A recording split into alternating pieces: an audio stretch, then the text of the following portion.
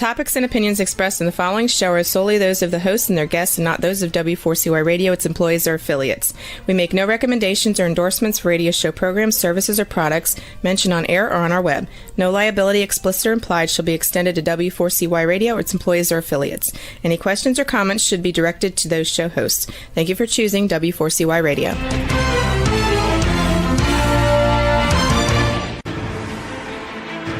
What's working on purpose anyway? Each week, we ponder the answer to this question. People ache for meaning and purpose at work, to contribute their talents passionately and know their lives really matter. They crave being part of an organization that inspires them and helps them grow into realizing their highest potential. Business can be such a force for good in the world, elevating humanity. In our program, we provide guidance and inspiration to help usher in this world we all want, working on purpose. Now, here's your host, Dr. Alise Cortez.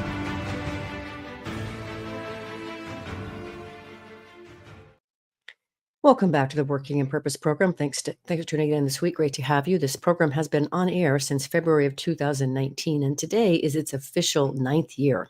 I'm your host, Dr. Alise Cortez. If we've not met yet before and you don't know me, I'm an organizational psychologist and logotherapist, speaker, and author.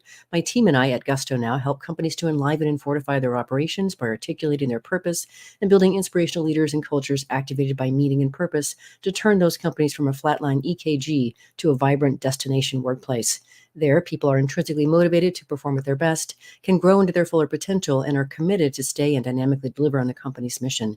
You can learn more about us and how we can work together at gusto-now.com and alisecortez.com. Now, getting into today's program, we have with us today Tamra Ryan. She's the CEO of the Women's Bean Project, a social enterprise that provides transitional employment while operating a food manufacturing business to women attempting to break the cycle of chronic unemployment and poverty. She's the author of The Third Law, a book which highlights the societal obstacles and internal demons that must be overcome for marginalized women to change their lives, which is the subject of our conversation today. We'll be sharing a lot about what she's learned at serving as the CEO in this capacity. And then in the last segment, we're going to talk about some of her ideas where she invites us all to contribute to how we can overcome and address some of these major systemic issues. She joins today from Denver, Colorado. Tamra, welcome to Working on Purpose. It's great to be here. Thank you for having me. You're very welcome. I so enjoyed reading this marvelous book that you put together. The stories, I mean, you've chocked full in this short amount of pages, an incredible compilation of issues that face the United States, certainly, and other parts of the world as well. And the stories really bring them home. As I said to you, you've really opened my eyes, Tamara, to a world and problems that I just didn't understand existed to the extent that they did. So I really want to thank you for that. Well, I appreciate that. And really, that gets at exactly why I wrote the book. I joke that when I became the CEO of Women's Bean Project, I became so much more interesting at cocktail parties. And it was really not because of me, but because I had so many interesting stories and I was learning so much. And I finally realized that all the biases and prejudices I came into the organization, really, frankly, not knowing I had, but that were confronted every day, that I needed to talk about that because I knew I wasn't the only one who felt that, for instance, somebody who was a felon had made bad choices and they deserved what they had gotten. I just think that there were so many times when I was being confronted with fact over opinion that I really I felt compelled to talk about it. Well, you did it beautifully. Now, listeners and viewers, what I want to situate with you, many of you tune into this program and have over the years because you're very interested in either trying to gain your footing into more meaningful work or find your purpose. So as we talk over all these issues that she's going to help us understand, I want you to listen and pay attention because you just might find there's something in here for you that you want to work on and devote your energies, your talents, and maybe even your life to addressing. So listen up. This could be interesting. So let's first talk about the Women's Bean Project itself. I know that it was founded in 1989. So will you tell us how did it come to be? And for listeners and viewers who have not read your book yet, what is it? Women's Bean Project believes that all women have the power to transform their lives through employment. So I want to start with that. And we were founded in 1989 by a woman named Jossie Eyre. Jossie had gone back to school in her late 50s to get her master's degree in social work. And as a part of getting her degree, she had to commit to being in a nonprofit organization for the whole school year. And she chose to work at a daytime homeless shelter for women and kids. She committed to being there several days a week. And what she saw was that women would come in and use the services of the shelter, and the shelter would keep them safe. And then they'd leave eventually because they'd get a job and they didn't need the daytime shelter anymore. But she was there long enough to see that the women kept coming back.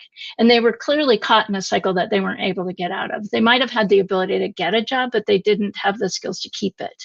So she thought, if I could teach the women to work by actually working, that would be the cure for poverty. And so she invested $500 of her own money and bought beans and put 2 women to work making 10 bean soup. That was our original product, and is why we are called Women's Bean Project. They made $6,100 from that $500 investment, which, from an ROI standpoint, wouldn't that be awesome to get out on every investment? And that was really the beginning of realizing that a business could help support a mission. And it was 1989. So it was really in the early days before social enterprise kind of had a name. One of the things I'm proud of is that throughout our 34, almost 35-year history, we've stayed very true to that original idea. And how we deliver our services and which services we deliver, of course, have evolved in 35 years.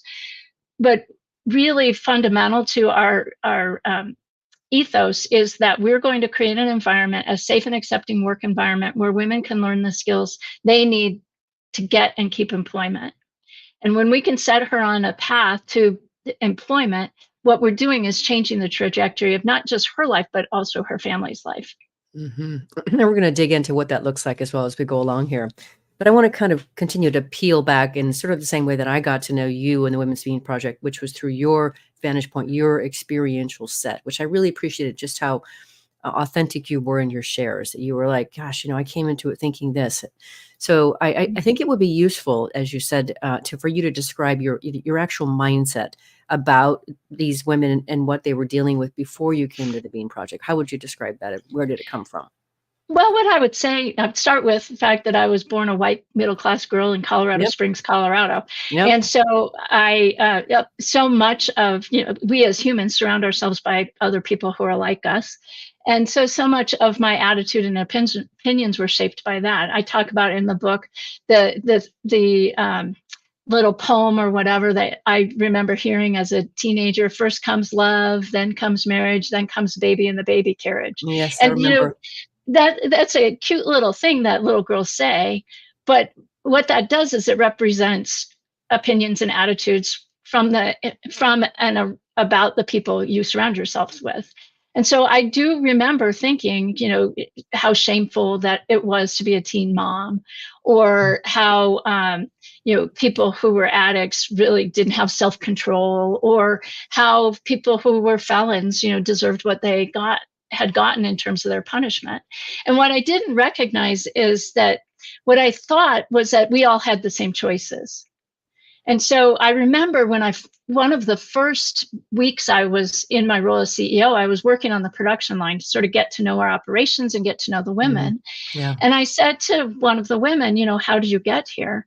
And she said, well, when I was 10 or 12, I started selling drugs, and that gave me the ability to support or maybe she was 16 and she was supporting her son and her brother or something like that.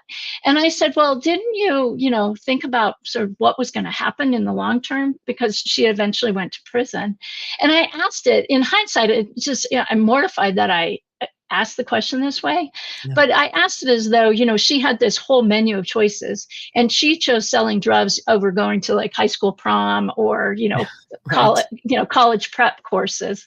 And that the reality is that that's not the choice. What I've learned is that often the women are faced with 5 bad choices, and they choose the one that they think is maybe the best of the bad. But what makes it a good choice might be that she's able to make enough money selling drugs to support her kids.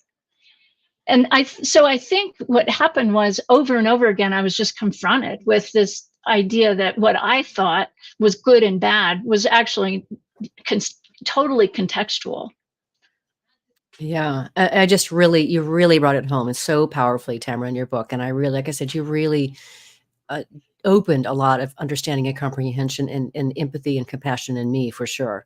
And I hope our listeners too, and our viewers.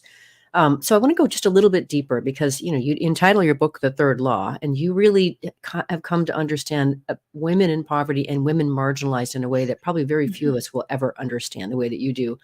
Can you say a bit more about just how disenfranchised they are from the community in every sense, essentially? Yeah. Well, first I'll say I called it the third law because it refers to Newton's third law of motion. For every action, there's an equal and opposite reaction. And I wanted to talk about that. I thought of that as the title because I really see that women work so hard to change their lives. And yet there are so many things that push back on that change. So one example is that the way the criminal justice system works. So women get out of, they do their time in prison, they get out, maybe they're in a halfway house or on parole. Well, some of the requirements they have to keep a job as a requirement of their parole. And then they also have requirements, say, to do drug testing. And so if you're on a random drug test schedule, you have to call in every single day, or now it's probably moved to online, but you have to go log in every day to find out whether or not that's your day. And so you can't warn your employer ahead of time that you have to go in, and you have until 5 p.m. then to go and get your drug test.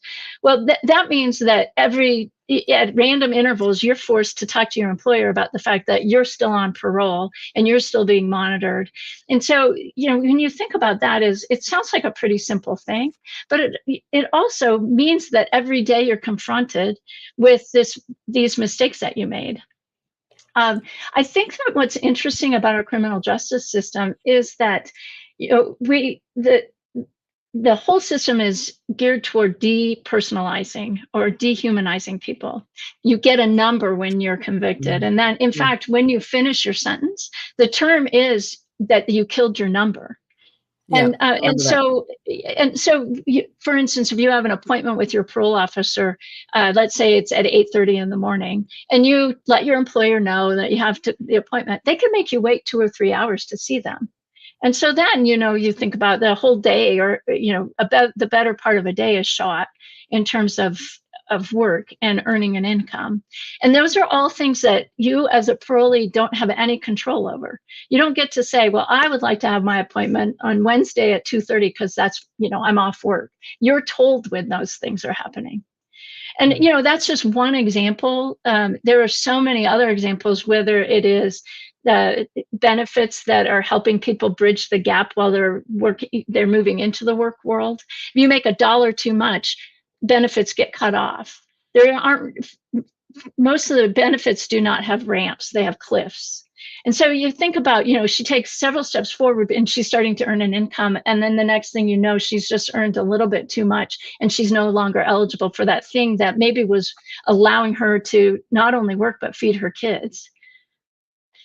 So it's a little bit, as you can tell, and from the book, it's a bit of a soapbox thing for me, because I think that there are so many things where we as a society, and as voters, when we're voting on policy, or we're sending people to Washington and they're determining policy, very few people are understanding what that policy looks like, boots on the ground, as it's being implemented.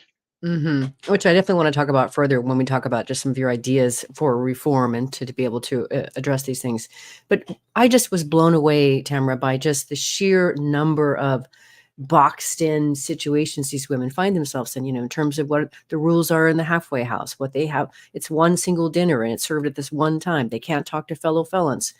Who do they talk to? They can't talk to a whole array of, and so just learning the rules and all these constraints seemed completely overwhelming to me. Well, I think it's both that and even keeping track of, of what the rules are. And then also understanding when the rule stops and you have some self-efficacy, which I also talk about in my book. I remember when President Obama was the first time he ran for office, And our old location for Women's Bean Project used to be across the street from a lovely park. And Michelle Obama gave a speech in that park. And all our women went to hear her talk and got super excited about voting for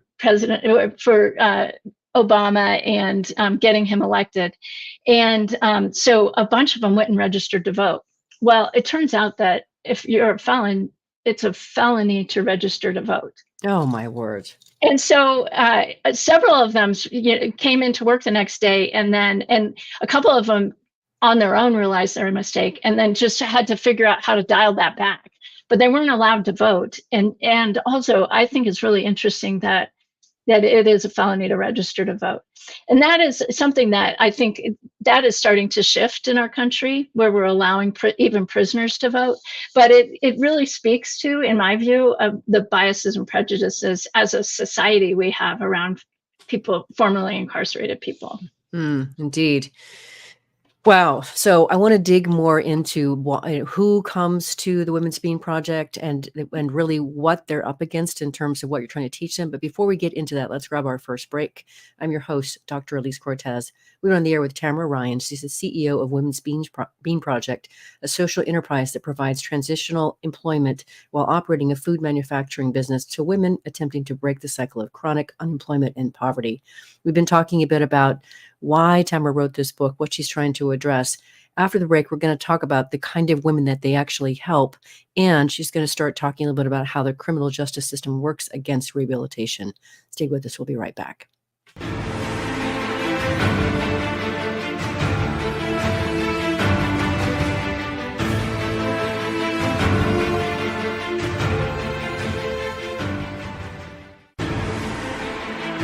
Dr. Alise Cortez is a management consultant specializing in meaning and purpose, an inspirational speaker and author. She helps companies visioneer for greater purpose among stakeholders and develop purpose-inspired leadership and meaning-infused cultures that elevate fulfillment, performance, and commitment within the workforce. To learn more or to invite Alise to speak to your organization, please visit her at alisecortez.com. Let's talk about how to get your employees working on purpose.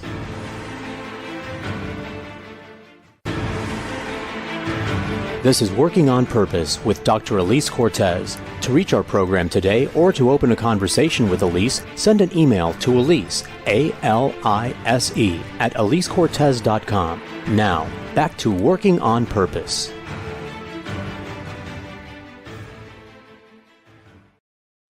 Thanks for staying with us and welcome back to Working on Purpose. I'm your host, Dr. Alise Cortez. As I am dedicated to helping to create a world where people realize their potential at work and are led by inspirational leaders who help them find and contribute their greatness, and we do business that betters the world, I continue to write my own books. And so my latest one, it came out in March of 2023. It's called The Great Revitalization, How Activating Meaning and Purpose Can Radically Enliven Your Business. And I wrote it to help leaders understand the lay of today's workforce land, and then giving them 22 best practices to be able to equip them to build a culture to actually address what they want. You can learn more about it at alisecortez.com or find the book on Amazon. If you are just joining us now, my guest is Tamra Ryan. She's the author of The Third Law, a book which highlights the societal obstacles and internal demons that must be overcome for marginalized women to change their lives. Okay, so now let's do that. Let's really help our listeners and viewers understand who the Women's Bean Project serves. So first, if you could talk about, the core of the social enterprise mission of the Bean Project, what it is it's actually out to do. And then I want you to talk about the typical woman that applies for work at the project. Sure. Well, as a social enterprise, we are hiring women to come to work for us for 6 to 9 months into a transitional job. And we see employment as one of the most important stepping stones to self-sufficiency. So our entire focus is on helping her overcome her barriers to employment. And what we know is that barriers, what I know today is barriers really don't happen singularly. They're complex and they're interwoven, and they're often really challenging to overcome. And they look like things like not having housing or being formerly incarcerated. And so the women come to work for us for the 6 to 9 month period. And during the time they're with us, they split their full-time paid job 70% is working in our food manufacturing business. They might also help us ship. We ship all across the US. We have a retail store at our location. They might work there. They're basically helping us operate the business. 30% of their paid time is spent working on themselves. So we call it the bean job and the U job, the YOU job. I remember that, yes. And during that 30%, they're working on very important skills like better communication and conflict resolution and healthy relationships. And they do a trauma skills workshop where they're working on their PTSD symptoms. So it's a very internalized thing. Then they're also learning things like basic computer skills, financial literacy. So it's both things that translate to a work environment, but also things that help her show up differently in a work environment. And I think also make her a better mom and a better community member. I mean, ultimately, when we're helping a woman change her life, we have to remember that that ripple extends way beyond her. I really believe when you change a woman's life, you change your family's life. And that's what we get to witness. A typical woman who comes to us hasn't had a job longer than a year in her lifetime. The average age is in the mid-30s. She has an average of 3 children. What we used to see is she rarely would have custody of those kids. We're seeing definitely now a transition that she often does have custody of her kids. And so we're finding that we need to help her find resources for childcare and also, things as simple as diapers, support, and things like that. She is most likely was a teen mom. She often is a recovering addict. 95% or so of the women we serve are formerly incarcerated, almost always related to addiction. And so I think that's what's important. And one of the things I recognized when I saw that, rarely does a woman go to prison for a violent offense. It's almost always something she was doing to support her habit, or perhaps she was arrested and she was convicted of possession with intent to distribute, even if that's not what she intended. So when you think about barriers to employment, I've hit on all the big ones, for sure. Also, lots of history of domestic violence or some sort of abuse in her younger years. And when you look at female prison population, that's also overlaps. You really see that a lot. And then one of the things I talk about in my book is, in addition to histories of addiction, also histories of mental illness, yes, which in many women are interrelated. They don't necessarily stand in isolation. They really, in fact, that chapter is called Chicken and Egg, because we don't really know which comes first for people.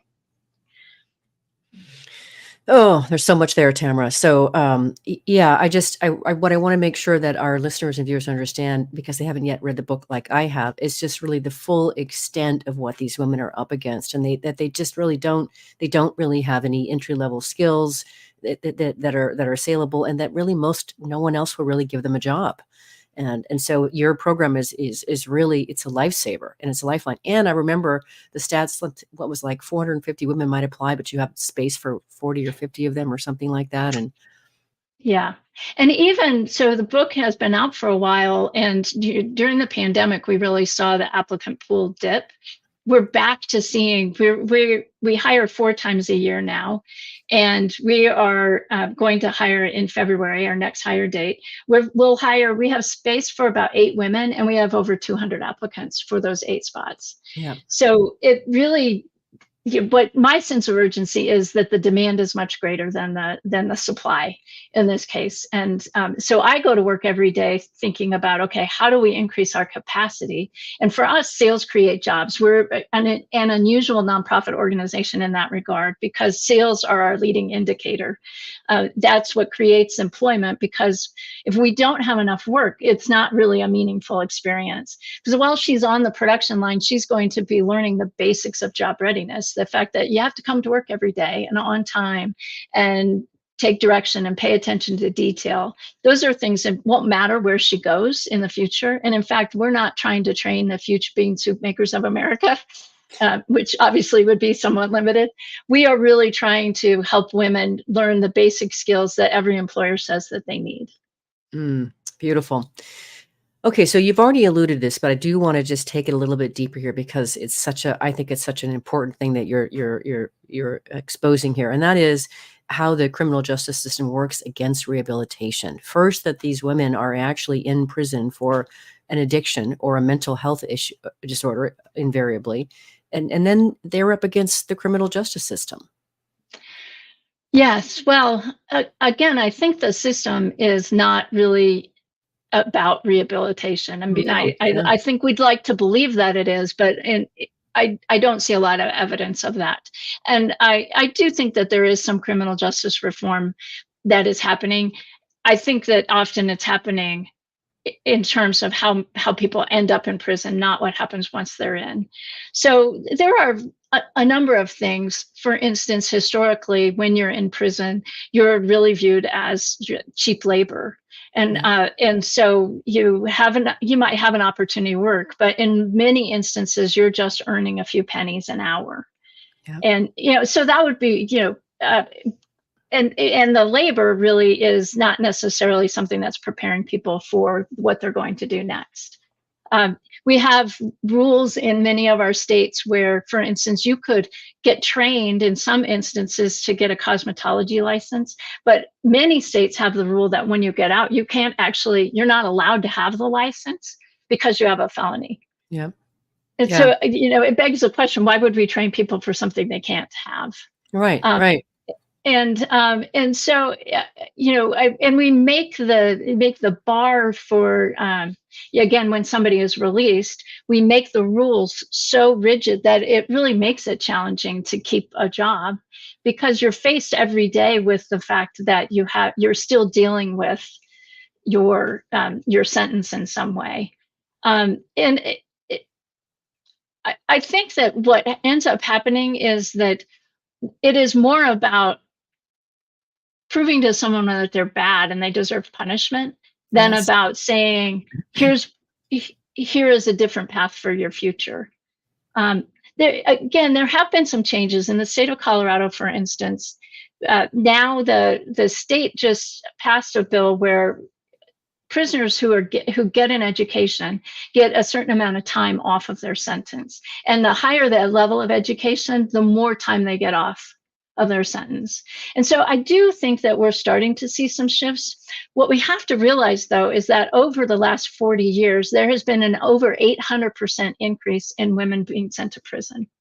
And so we're for quite some time going to be, as a society, dealing with, we might be decreasing the inflow into prison, but we're dealing with formerly incarcerated people who in our communities have a 27% unemployment rate, which is higher than any time in our history as a country, including during the Depression, which I think is pretty significant for us to think about as a culture. If we're going to expect someone who's been basically in a system that's dehumanized them to suddenly be released into the community and become human, and yet cut them off at the knees, not hire them, not give them the resources that they need in order to re-enter the community. I mean, what do we really expect is going to happen? I mean, I think it's those kinds of things that really drive recidivism, not so much that people can't change. I think we make it so hard for them to create new lives for themselves. One of the things that you said that really struck me was, you don't know how they can stay motivated sometimes with all they're up against. I mean, I could see that too. How do you keep moving one day after the other up against all of these barriers and obstacles? I think what ends up happening, and it doesn't surprise me given, sort of human nature, but I think what ends up happening is you just sort of give it up and give it up to God typically. And you sort of say, well, if it's God's will, then it'll happen. Because when I hear women say that, it's usually not a spiritual belief. It's really a lack of self-efficacy. And so I think that that's a defense mechanism to keep from feeling so demoralized. We had a woman in our program, and I talked about her in the book. She started selling drugs when she was pretty young, early teens. And that was because both of her parents were using. And so then, and that was how she thought she could spend more time with them. And then by the time she was 16 or 17, she'd had her first child. And she is very smart. And so she became a pretty big time drug dealer. And she actually had 4 children. She was a big enough drug dealer that she actually was convicted on federal charges. She went away to federal prison. When I met her, she had gotten out of prison and she had custody of all 4 of her kids. By then, they were ranging in age from 8 to 18. And she had at the time, I think our wage was about $8 an hour. And she was making our wage at Women's Beam Project, and she was getting $150 a month in food stamps. And believe it or not, she was making that work, which I would love, any of us would benefit from that kind of creativity. And she went in for her redetermination for her food stamps. And and they cut her because she made too much to $25 a month. And she said to me, I don't know why I'm trying, because I didn't have to worry about this when I was selling drugs. I could always provide for my kids. And we helped her bridge the gap for a period of time and got her access to food. And she was pretty close to finishing our program. When she finished, she actually got a job with, ironically, a food distributor making over $18 an hour.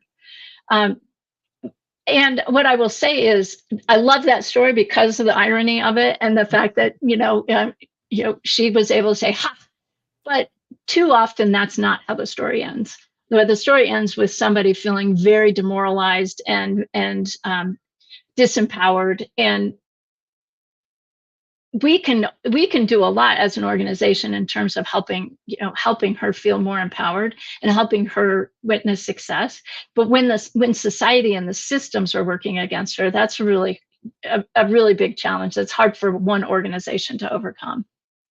I think it's really important to talk about it. And of course, as I said in my introduction, I'm an organizational psychologist. So self-efficacy is a word and a phrase that I understand very well. But I think it's really important that we bring this point home because, that you talk about how this lack of self-efficacy is common among these women, and because they do feel helpless. They have all of these things. Somebody else is controlling their schedules, their comings and goings, how much they can make, what kind of benefits they can get. They're trying to figure out how to stay out of prison, finish their sentences, all these external factors that set them up to believe that they have no control over anything that happens to them. And I think that's really important to situate because, well, no wonder, they're making the choices that they're making. Yeah. And I want to make sure that your viewers and listeners don't think what I'm saying is, these poor women, they're all victims. Right. Because that's not what I'm saying. I'm a very firm believer in personal responsibility. Yes. And in fact, when we hire women, one might be wondering, when we have 200 applicants and we can hire 8 women, how do we decide? And one of the key things that we're looking for is someone being ready to make change. Yeah. And we're listening for change language, versus someone coming to us to an interview and talking about how all the things that have happened to her happened because other people did them. Right. And so I do want to say that we are firm believers in that. And yet what I watch is that even while the women are trying so hard to take control of their lives and to get a job, keep their job, support their kids, or get custody back of their kids, I just feel like they just get cut off at the knees so many times and that might be that I've watched women apply to get an apartment and have the landlord turn her down because she had a criminal charge on her record. It wasn't her conviction, but the charge was intent to kill. And she was convicted of a misdemeanor charge, but eventually convicted of a misdemeanor, but the charge was intent to kill. And so landlords wouldn't rent to her. So how do you tell someone, no, you have control over what happens when somebody else really actually has control over whether or not she can get an apartment, for instance? Yeah, thank you for that clarification, Tamara. And I'll just say this quick before we grab our next break. So listeners and viewers, as we take our next break, think about this, because I think what Tamara is situating here about what these women are up against will help us situate what she's going to share with us about some of the ways that she's putting forth that maybe we could address and start to improve these societal and systemic issues in institutions. I'm your host, Dr. Alise Cortez. We've been on the air with Tamra Ryan. She's the CEO of Women's Bean Project, a social enterprise that provides transitional employment while operating a food manufacturing business to women attempting to break the cycle of chronic unemployment and poverty.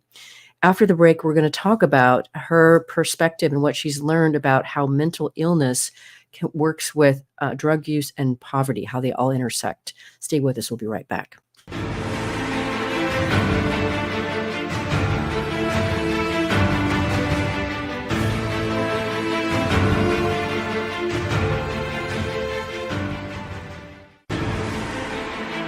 Dr. Alise Cortez is a management consultant specializing in meaning and purpose, an inspirational speaker and author. She helps companies visioneer for greater purpose among stakeholders and develop purpose-inspired leadership and meaning-infused cultures that elevate fulfillment, performance, and commitment within the workforce. To learn more or to invite Alise to speak to your organization, please visit her at alisecortez.com. Let's talk about how to get your employees working on purpose.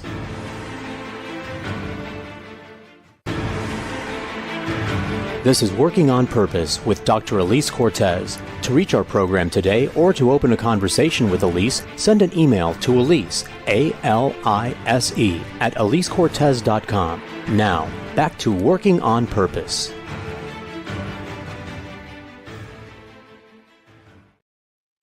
Thanks for staying with us and welcome back to Working on Purpose. I'm your host, Dr. Alise Cortez. I mentioned in the last break about my latest book, The Great Revitalization.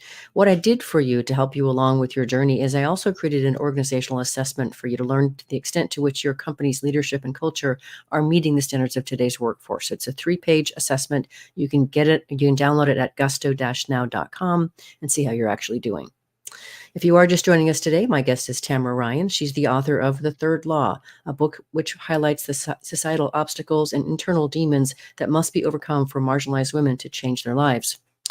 So as we queued up just before the break, I think the way that you have a whole chapter, as you call it, chicken and eggs, and it's really about mental illness, drug use, and how poverty intersect. And there's lots in there that really helped, sort of the mental illness epidemic and what that is. But if you could just speak to a bit of what you've seen about the chicken and egg phenomenon of those items. I found that there were so many women I was meeting who had been diagnosed with mental illness, and often they were very eager to tell us because it was after a long period of time, that they had been diagnosed. So it was such a relief. And what I also saw was that there seemed to be a lot of overlap between women with diagnosed mental illness and drug use. And so I did quite a bit of research, and I realized that we don't actually medically know which comes first. Does someone with mental illness perhaps decide to use because they're self-medicating? Or does use of drugs cause mental illness? And I suspect the human body being what it is, it's probably a little bit of both for people.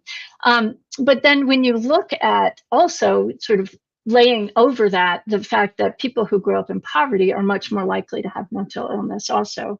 And that really is, when you think about all the stressors of living in poverty and being resource constrained, if we want to think of it that way, how much that stress really causes people to be challenged in their decision making.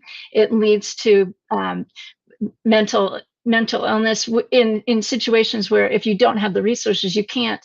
How often have we thrown money at a problem because we have the ability to do that? When you're in a resource constrained environment, you don't have that ability. And so what it makes the topic really, to me, really interesting is you can't just take one thing and say, well, if we can fix this one thing, then we can fix the other things. They really are. It is pretty complicated.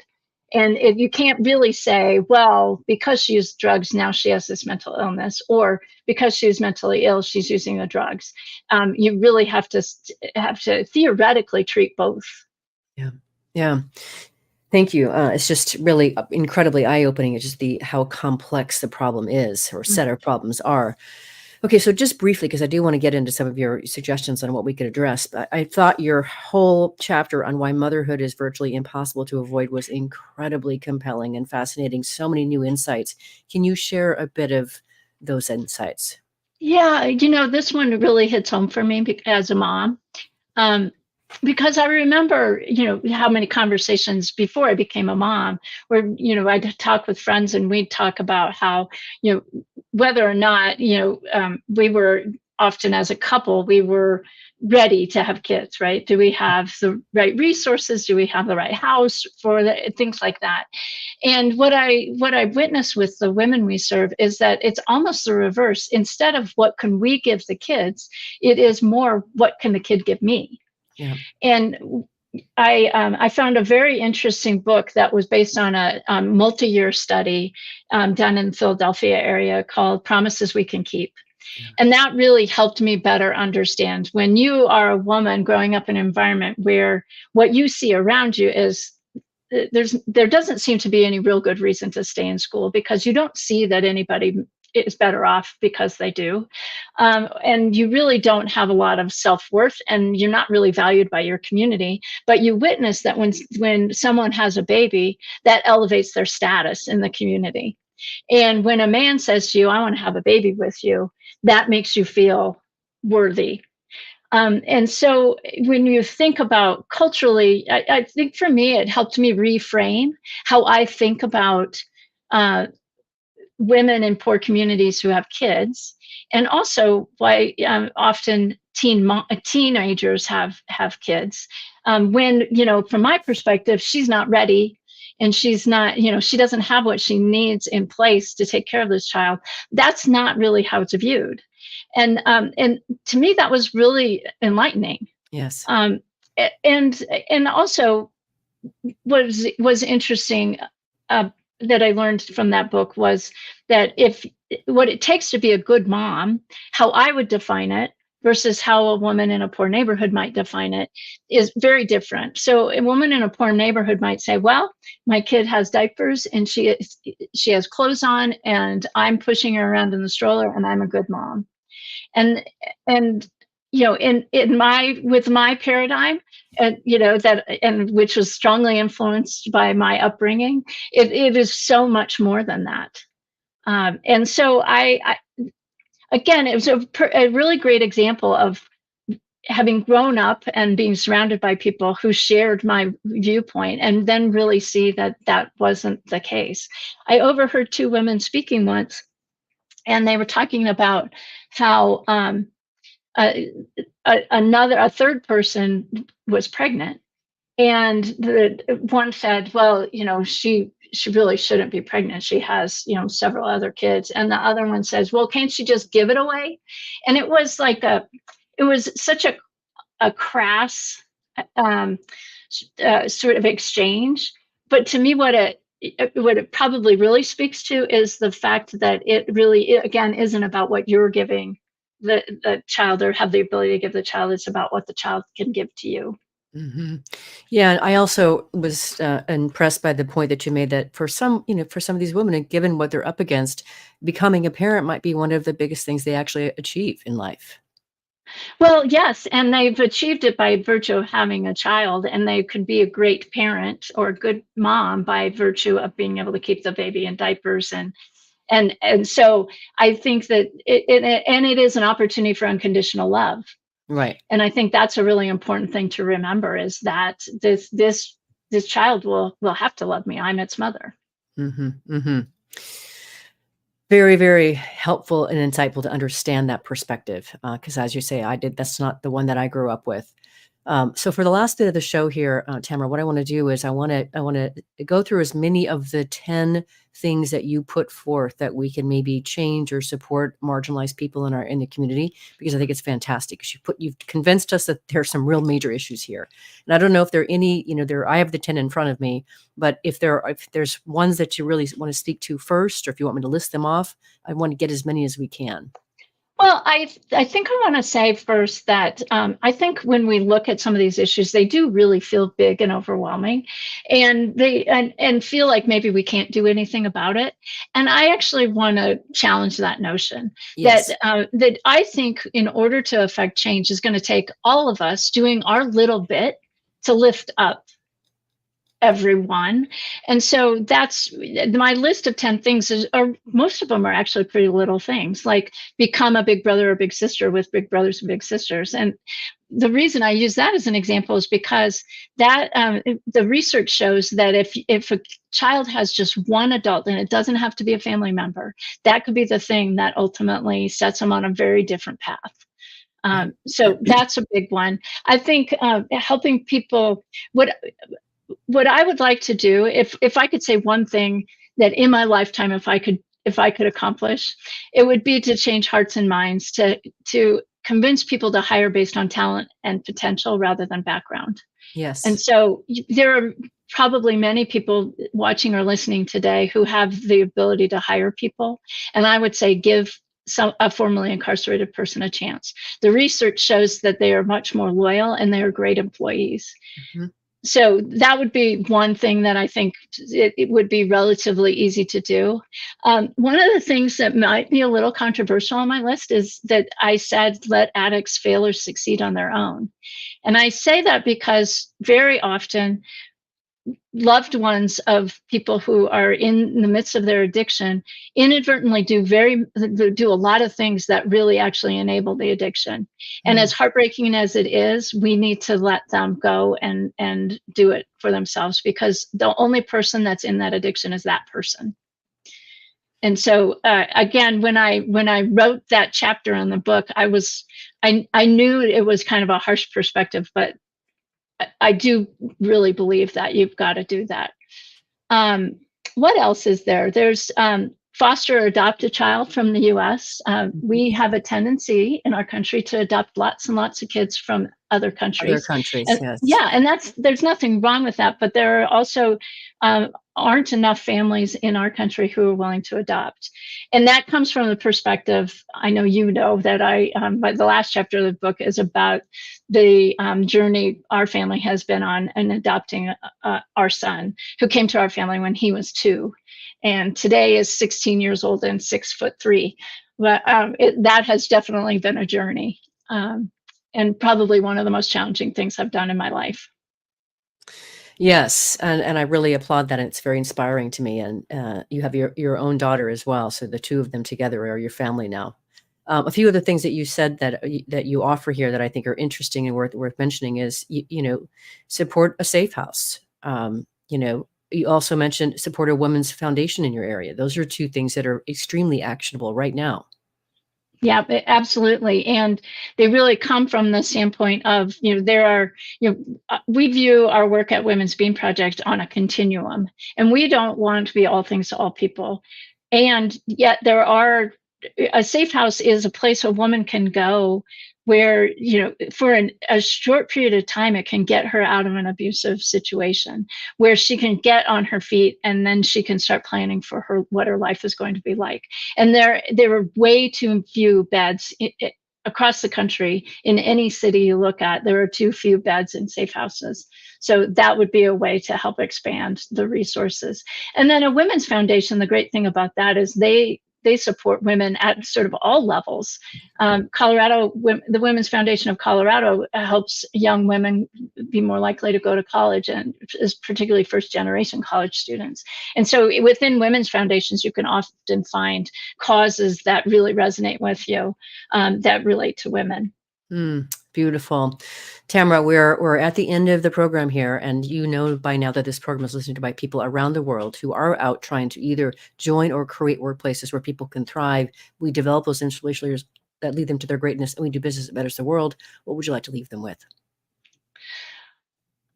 That we don't have to accept the things we don't like. I mean, one of the things I respect most about Jassier, our founder, is that she looked around and saw things she didn't like, and we all do that, but not very many of us do something about it. And we all can do something about it, even if it's really little. It's going to take all of us to change the world. Beautiful way to finish, Tamara. Thank you very much. We are about working on purpose here and mattering, so I think that's a great invitation and challenge. Thank you very much for your work, your heart, your soul, and being on working on purpose. Thank you so much.